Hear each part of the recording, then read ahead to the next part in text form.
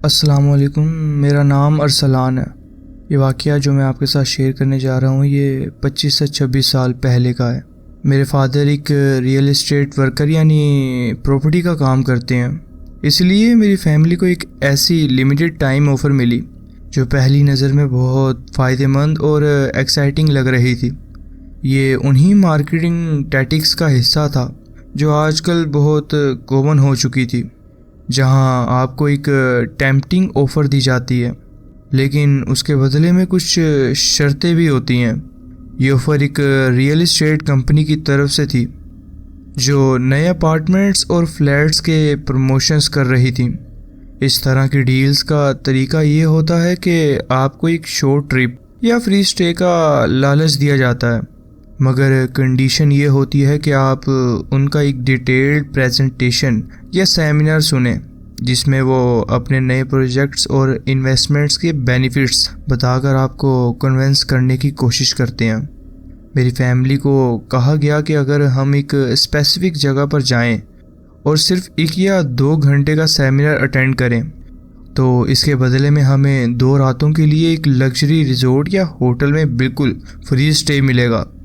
سننے میں یہ آفر بہت اٹریکٹیو لگ رہی تھی کیونکہ ایک طرف ایک چھوٹی سی میٹنگ سننی تھی اور دوسری طرف ایک ریلیکسنگ ٹرپ مل رہی تھی بنا کسی ایکسٹرا خرچے کے۔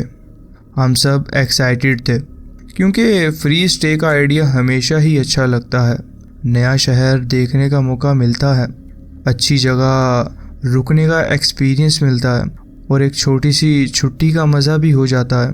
لیکن ہمیں بالکل اندازہ نہیں تھا کہ یہ چھوٹی سی ٹرپ ہمارے لیے ایک عجیب اور انسیٹلنگ تجربہ بن جائے گی۔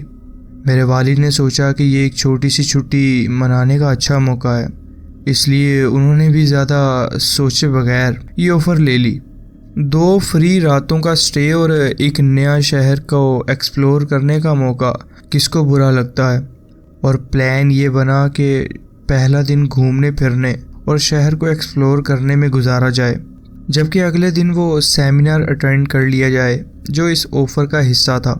وہ دن کافی خوبصورت تھا۔ ہم صبح جلدی تیار ہو گئے اور لاہور کے پرانے علاقے اندرون شہر کی طرف نکل پڑے۔ جیسے ہی ہم شہر کے دل میں داخل ہوئے، وہاں کی پرانی گلیاں، ادھر ادھر کا شور، ہر طرف بکتی ہوئی لوکل اسٹریٹ فوڈ کی چیزیں دیکھ کر ایک عجیب سی پرانی دنیا کا احساس ہونے لگا۔ اندرون لاہور کا اپنا ایک ہی ماحول ہے، وہاں کی تنگ گلیاں، بڑے بڑے پرانے دروازے اور ہر مکان کی دیواروں پر وقت کے نشان مجھے ہمیشہ سے ہی بہت ہیزیٹیٹ کرتے تھے۔ ہم نے وہاں کی چھوٹی چھوٹی دکانوں کو دیکھا جو کئی سالوں سے چل رہی تھی۔ کئی جگہ ایسے لوگ بھی ملے جو ہمیں بتانے لگے کہ ان کے دادا پردادا بھی یہیں رہتے تھے، اور انہوں نے ہمیں کچھ ایسے واقعات سنائے جو اس شہر کے شاندار گزرے زمانے کا حصہ تھے۔ وہاں ہر مکان، ہر گلی کہانی سناتی ہے۔ ہم نے دلی گیٹ، بھاٹی گیٹ اور وہاں کے مشہور بازار دیکھے۔ پھر ہم شاہی قلعہ گئے جہاں کی دیواریں آج بھی پرانے دنوں کی داستان بیان کرتی ہیں۔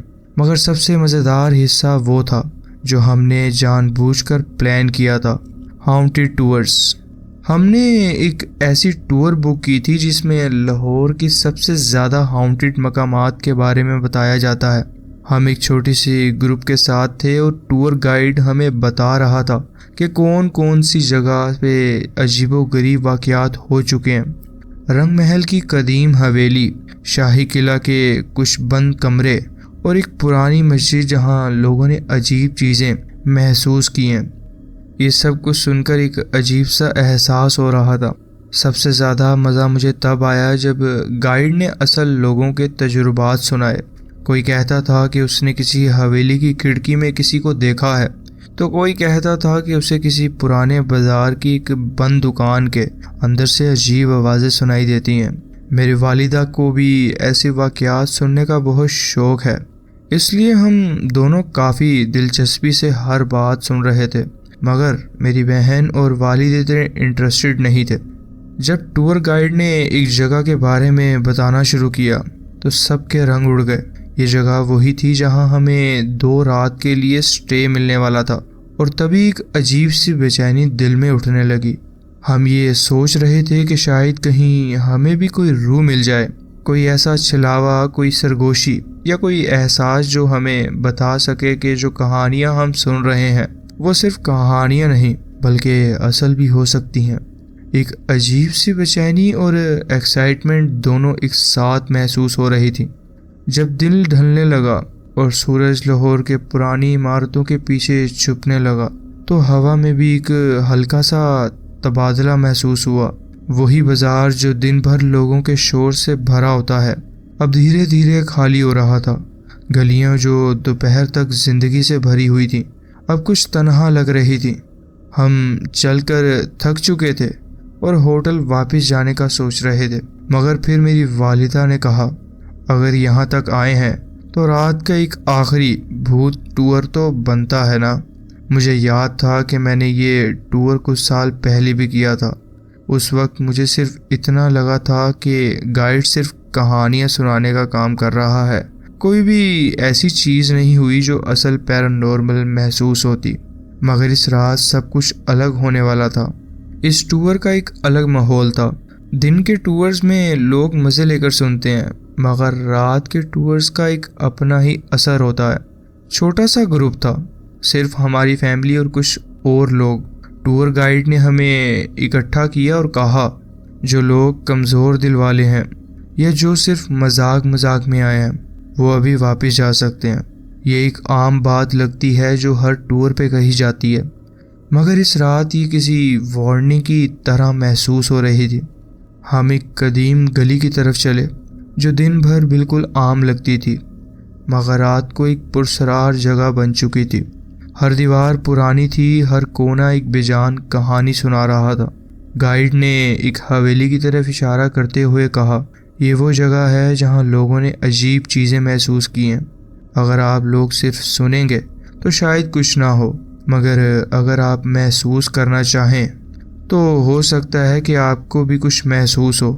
یہ سن کر ایک عجیب سی گھبراہٹ محسوس ہونے لگی، اور پھر جب ہم اس پرانی حویلی کے سامنے کھڑے ہوئے تب مجھے پہلی بار محسوس ہوا کہ یہ صرف ایک ٹور نہیں، یہ رات واقعی کچھ الگ ہونے والی ہے۔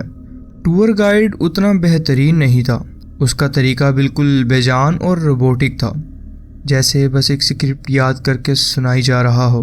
کہانیاں سننے کا مزہ تبھی ہوتا ہے جب سنانے والے کی آواز میں جذبہ ہو، لیکن یہ بندہ بس ایک نارمل طریقے سے بول رہا تھا، بنا کسی اثر کے۔ مجھے پہلے والے ٹور کا ٹور گائیڈ یاد آیا، جو کہانیاں صرف سناتا نہیں تھا بلکہ محسوس کرواتا تھا۔ اس کی آواز، اس کے جذبات اور بریکس ایسے تھے کہ لگتا تھا جیسے وہ بھی اس سب کا حصہ رہا ہو۔ میں اپنی ماں سے دھیرے دھیرے کہہ رہا تھا، ارے پچھلے والے گائیڈ نے یہ بات بھی بتائی تھی، اس نے تو چھوڑ دی۔ یا پھر کبھی کبھی غصے سے بولتا تھا، پچھلے ٹور گائیڈ تو اس کہانی کو بہت بہترین طریقے سے سناتا تھا۔ میرے دماغ اس بار بھی وہی مزہ لینے کے لیے تیار تھا، مگر ٹور گائیڈ کی کمزور سٹوری ٹیلنگ نے وہ ماحول بگاڑ دیا۔ ٹور کے بعد مجھے ایک خاص کام کرنا تھا، مقبرے کی تصویر لینی تھی۔ یہ مقبرہ اصل میں ایک پرانی قبرستان کا حصہ تھا جہاں کچھ مشہور اور تاریخی شخصیت دفن ہے۔ مجھے ہمیشہ سے ایسے مقامات کی تصویر لینے کا شوق رہا ہے، کیونکہ رات کے وقت ان جگہوں کا ماحول ایک عجیب سی سوز اور تنہائی کا اظہار کرتے ہیں۔ میں نے اپنی ماں کا کیمرہ اٹھایا، یاد نہیں کہ وہ ڈیجیٹل تھا یا نہیں، مگر یہ ضرور ہے کہ کیمرہ کافی اچھی کوالٹی کا تھا۔ رات کا وقت تھا، اس لیے مجھے گرل کے بیچ سے اپنا سر اور ہاتھ اندر ڈال کر تصویر لینی پڑ رہی تھی۔ لوہا کافی پرانا تھا اور اس پر کافی زنگ بھی لگ چکا تھا۔ میرے ہاتھ کے انگوٹھے اور انگلیوں کو ہلکی سی چبھن محسوس ہوئی، شاید کسی پرانے زنگ لگے حصے یا صرف میری اپنی بے چینی کی وجہ سے۔ جب میں نے کیمرے کے ویو فائنڈر سے دیکھا تو میری آنکھیں چند لمحوں کے لیے جم گئیں۔ پہلے تو مجھے لگا کہ شاید کیمرے کا فوکس ٹھیک نہیں ہے یا رات کی روشنی کی وجہ سے کوئی ڈسٹورٹ ہو رہا ہے، مگر جب میں نے اپنی آنکھوں سے بھی اسی جگہ دیکھا تو جو کچھ میں کیمرے میں دیکھ رہا تھا وہ آنکھوں سے نہیں دکھ رہا تھا۔ میری سانسوں کی رفتار تیز ہو گئی، میں نے کیمرے کو دوبارہ ایڈجسٹ کیا، فوکس کو سیٹ کیا اور پھر ویو فائنڈر میں دیکھا، مگر جو مجھے وہاں نظر آیا وہ میری سوچ سے بھی باہر تھا۔ ایک چھوٹا سا بچہ ایک قبر کے پیچھے سے مجھے گھور رہا تھا۔ اس کا چہرہ صاف صاف کیمرے کے ویو فائنڈر میں دکھ رہا تھا، کالے بال، چمکتی آنکھیں، مگر ایک عجیب سی بے جان مسکراہٹ، جیسے وہ مجھے جانتا ہو یا مجھے بلانے کی کوشش کر رہا ہو۔ میرے ہاتھ ایک دم سے برف کی طرح ٹھنڈے ہو گئے۔ میں نے فوراً اپنی نظر اٹھائی، سیدھا اسی جگہ دیکھا جہاں کیمرے کے اندر مجھے وہ بچہ دکھ رہا تھا، مگر وہاں کچھ بھی نہیں تھا، بس اندھیرا، پرانی قبریں اور سوکھے ہوئے درخت جو ٹھنڈی ہوا میں ہلکے ہلکے ہل رہے تھے۔ میری سانسیں تیز ہو گئیں۔ میں نے سوچا شاید میری آنکھوں کا دھوکہ ہے یا کیمرے کے لینس میں کوئی ریفلیکشن آ رہا ہے۔ میں نے دوبارہ کیمرہ اٹھایا، اس بار اپنی پوزیشن تھوڑی بدلی اور ویو فائنڈر سے دیکھا، اور پھر بھی وہی بچہ وہاں تھا۔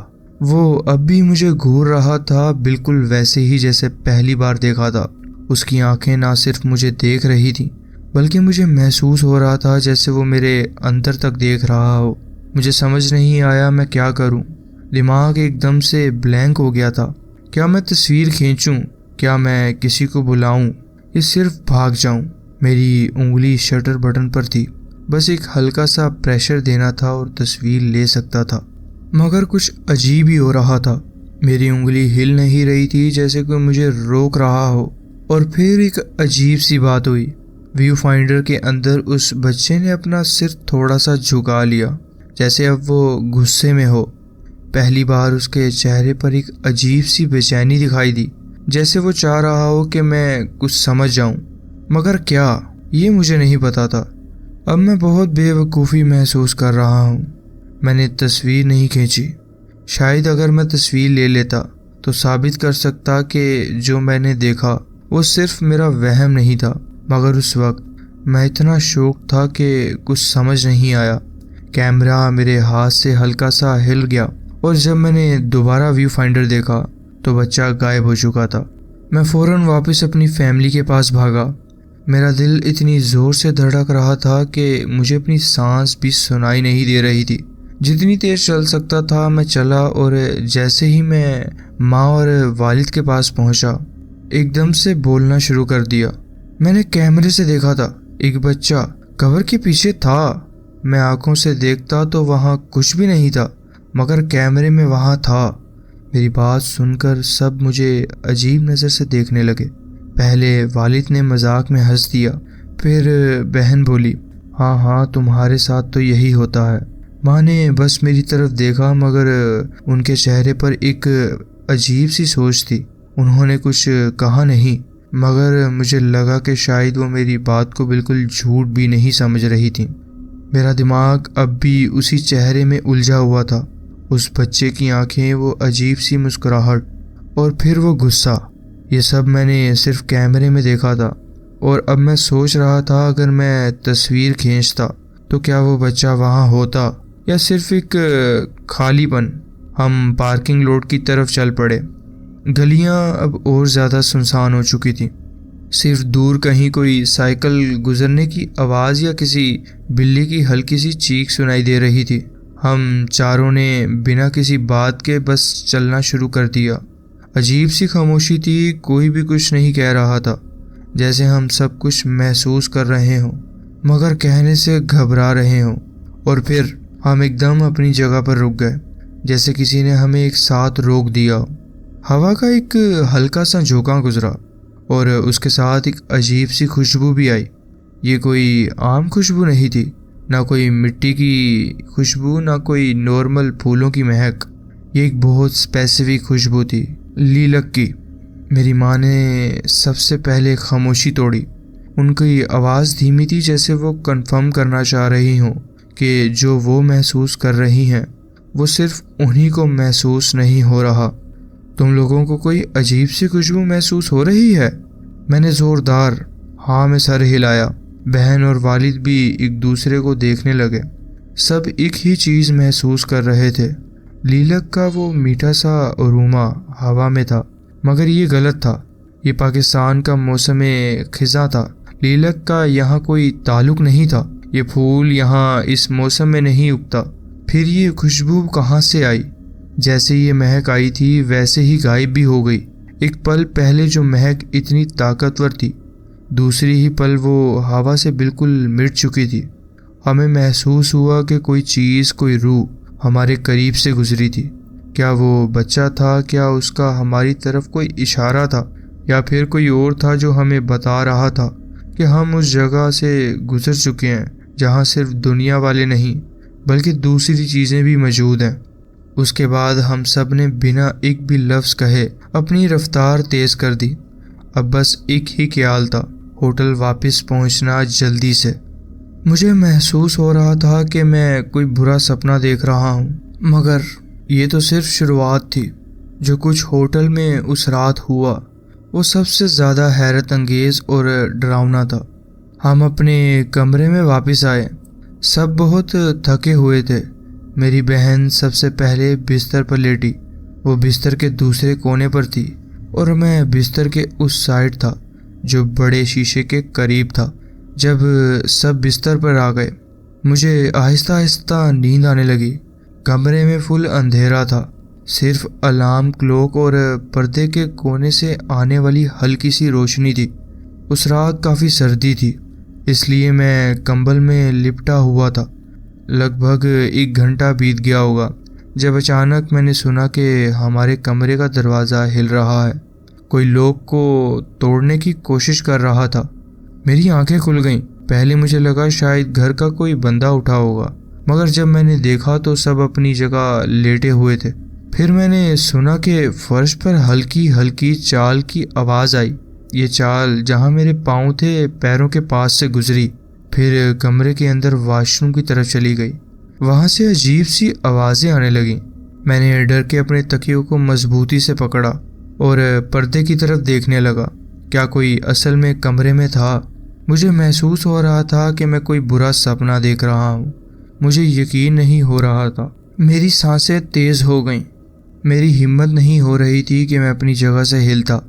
میں نے اپنی ماں کی طرف دیکھا تو وہ اپنی جگہ چین سے سو رہی تھی، میری بہن بھی بے خبر سو رہی تھی، مگر مجھے اب بھی یہ احساس ہو رہا تھا کہ کمرے میں کوئی اور بھی ہے۔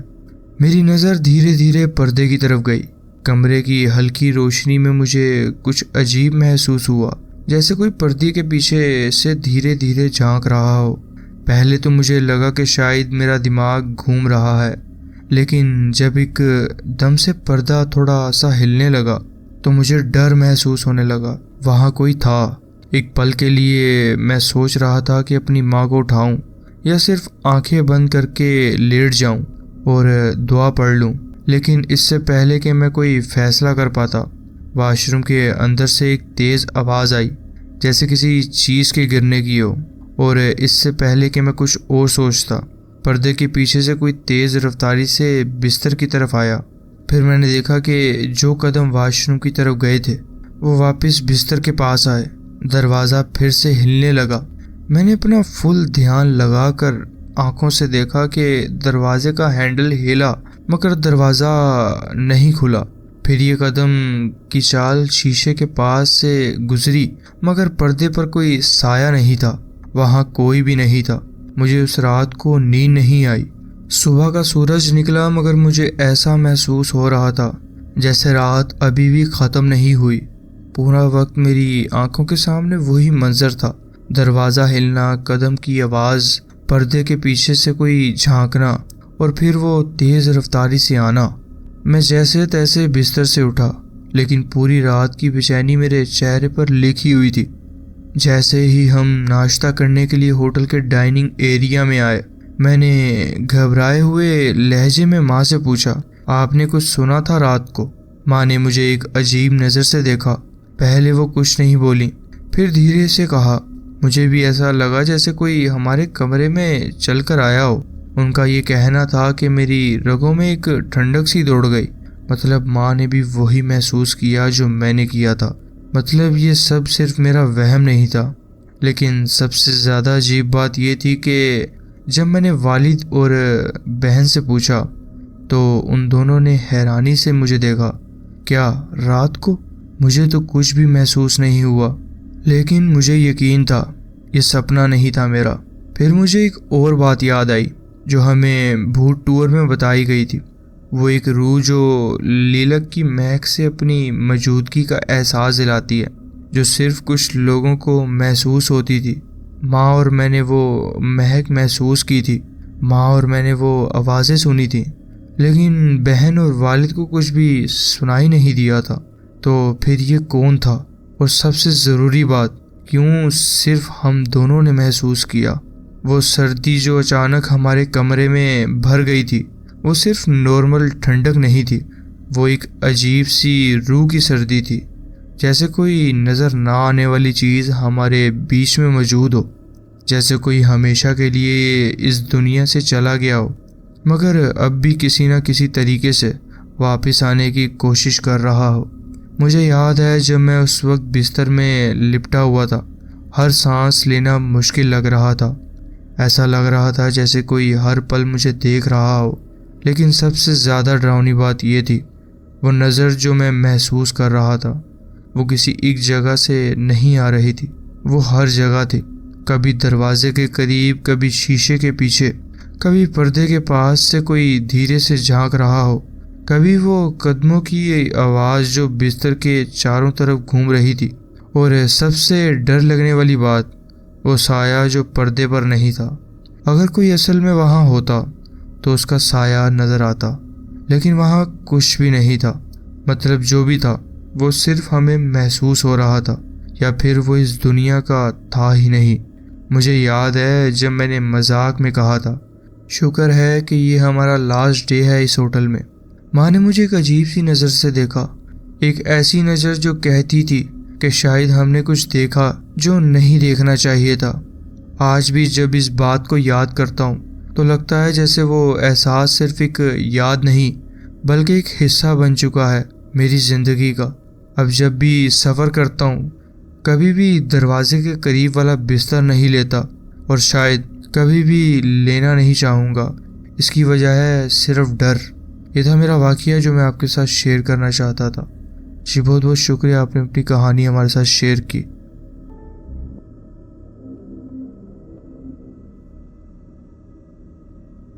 السلام علیکم۔ یہ واقعہ میری سمجھ سے باہر ہے جو میں آپ کے ساتھ شیئر کرنے جا رہا ہوں، اور میں جاننا چاہتا ہوں کہ اس دن میں نے اصل میں کیا محسوس کیا تھا۔